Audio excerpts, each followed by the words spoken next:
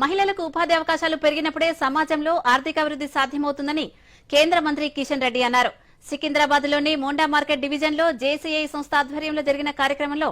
మహిళలకు ఉచితంగా కుట్టు మిషన్లు పంపిణీ చేశారు. ఈ సందర్భంగా కిషన్ రెడ్డి మాట్లాడుతూ మహిళలకు ఉపాధి అవకాశాలు కల్పించడం ద్వారా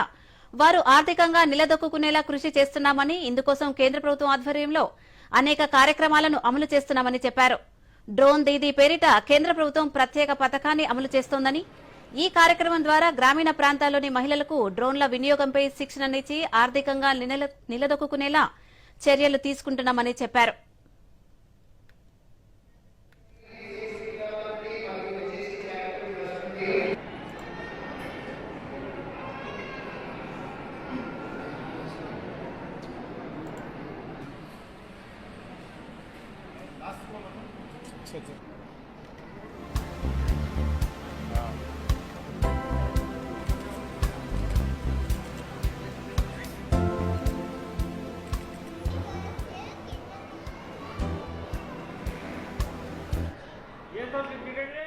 మహిళలు అనేక మంది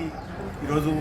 ఏ రకమైనటువంటి ఉద్యోగ అవకాశాలు లేకుండా, ఉపాధి అవకాశాలు లేకుండా, ముఖ్యంగా పేద మధ్యతరగతి మహిళలు ఉపాధి అవకాశాలు పెంచాలనే దృక్పథంతో అనేక కార్యక్రమాలు సెల్ఫ్ హెల్ప్ గ్రూప్స్ ఏర్పాటు చేయడం కానీ,